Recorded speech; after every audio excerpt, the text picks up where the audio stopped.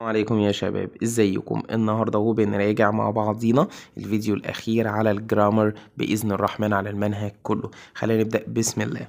For I started my job. I have worked with hundreds of computers. ده انا اشتغلت وعملت مع مئات من الكمبيوترات. بيقول لي من ساعة لما بدأت شغلي. started دي بتكون ايه؟ ماضي بسيط. خلي بالك هو هنا قلب لك الجملة بمعنى ايه؟ هيخليك تبدأ ب since. ايه ده يا مستر ده؟ معلش كده واحدة واحدة عليا. ليه سنس يا مستر؟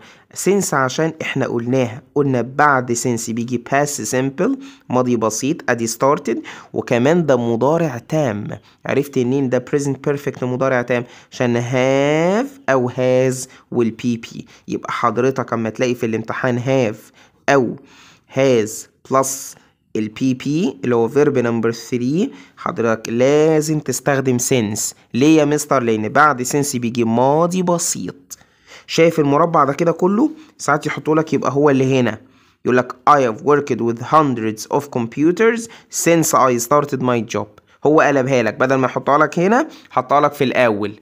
فهمت كده قصدي انا بتكلم في ايه؟ بس ركز في الجزئيه دي يا صاحبي. يبقى هاف او هاز والبي بي اهو ده مضارع تام. يبقى وبعديه past simple، لا دي sense بقى. خلاص كده حبيب قلبي. طيب my uncle live in Zazie for 20 years. now he lives in Cairo. بص بقى السؤال ده حتة سؤال في الجون، والله العظيم، وبيلخبط كتير جدا من الطلبة. شوف كلمة فور يقول لي يا مستر ده present perfect مضارع تام اللي هو have أو has والبي بي اهو زي اللي قبله. ليه يا مستر زي اللي قبله؟ اهو يقول لي عشان في اهو past simple ودي have او has وعندي فور. خلاص يا مستر مفيش past simple بس عندي فور، واحنا حافظين يا مستر ان مادام موجوده فور يبقى have او has والبي بي. غلط. طب ليه غلط؟ هو بيقول لك هو كان عايش في الزقازيق لمده 20 سنه now ودلوقتي هو عايش في القاهره.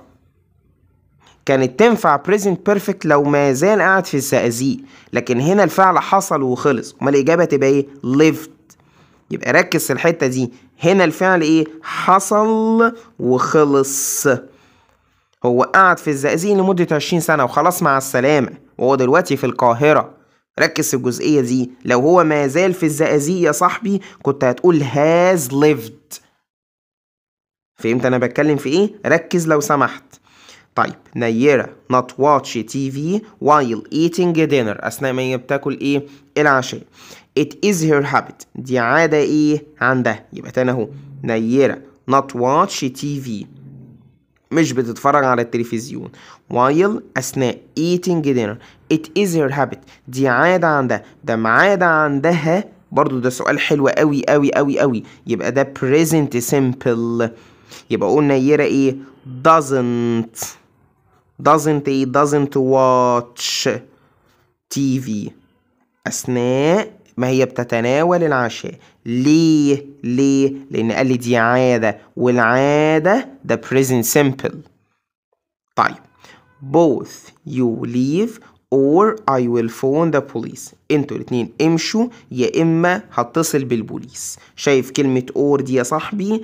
بتاخد معاها ايه يا مستر؟ ها مين الذكي اللي يقول لي؟ كانت عندك neither وعندك either. قلنا neither مع نور و either مع or. 10/10.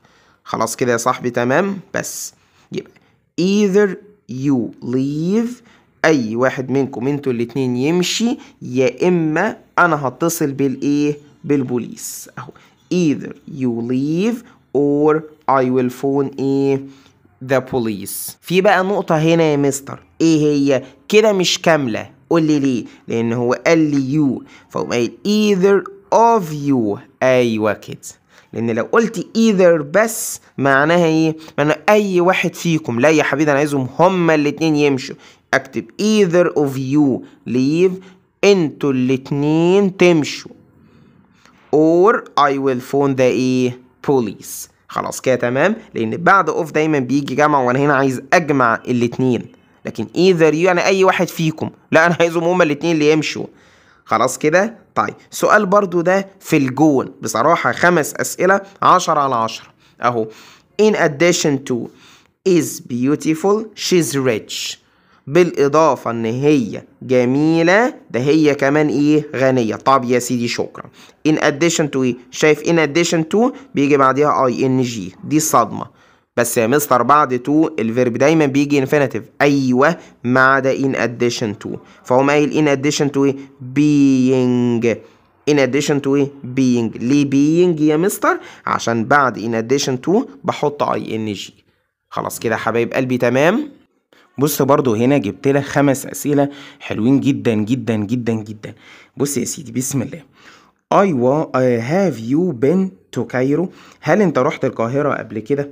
السؤال ده مضارع تام present perfect. مضارع ايه؟ تام. بص الإجابة بقى yes I there last year. أيوة أنا كنت هناك السنة اللي فاتت. كل الطلبة هيقوم قايل yes I ايه اهو yes I have بس. او واحد تاني يقول لك yes I have been لانه سألني بهاف اهو. او yes I have يا اما يقول yes I have يا اما يقول yes I have been. بص بقى الصدمة غلط غلط. طب ليه يا مستر؟ ما هو سألني present perfect مضارع تام. عشان يا حبيب قلبي هو سألني أيوة في present perfect في المضارع التام بس الإجابة past simple. الإجابة ماضي بسيط. إزاي أقول yes I have been وده past simple أو إزاي أقول yes I have وده last year؟ بأني منطق؟ كلام غير منطقي بالمرة. شايف بيه؟ أيوة هعملها past simple عادي. طبعا دي غلط الاتنين غلط طبعا. يقوم لي yes I إيه؟ yes I was there. ايوه انا كنت هناك بس كده. ايه ده يا مستر عاملها باست سيمبل؟ ايوه طبعا باست سيمبل لان ده لاست يير السنه اللي فاتت. خلاص كده حبايب قلبي تمام. ركز لحسن اسئله مهمه جدا. اقول لك 5 اسئله مهمين زي اللي قبلهم. نمبر 2 I was interesting in knowing the truth. الحقيقة. يبقى I was إيه ها؟ أنا اللي استقبلت الشعور والإحساس ده. يبقى I was interested. I was إيه؟ interested. بحط لها ED زي ما اتفقنا بقى. قلنا اللي استقبل الشعور والإحساس ED. طيب both أحمد نور سامي came early. ولا أحمد ولا سامي جم بدري. مش دي نور يبقى neither. خلاص كده يا صاحبي تمام. بس ركز في الجزئية دي. نور يبقى neither لأن سؤال مهم جدا بتلخبط. التانية or فتاخد ايه؟ either. خلاص كده تمام. بس اللي بعديها نمبر 4 برضو من الأسئلة الحلوة قوي. spend علي spend a week in ايه؟ أسوان في أسوان. it's his intention. intention يعني نية والنية بتاخد معاها going to. فقوم علي is going to spend. شفت بقى الإجابة ازاي؟ ليه يا مستر is going to؟ عشان دي نية. ركز في الجزئية دي يا صاحبي. يبقى ما تلاقي نية لازم تحط going to. نمبر 5 آخر واحدة وبرضه من ضمن الأسئلة الخرافة. والله العظيم. how about watch a play؟ لا يا مستر.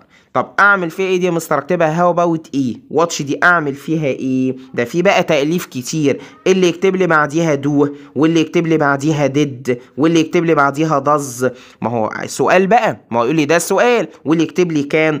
كل ده غلط. امال الإجابة تبقى ايه؟ شايف how about بعديها ing على طول. يبقى how about watching a play. ركز ركز ركز. دايما بعد how about ing.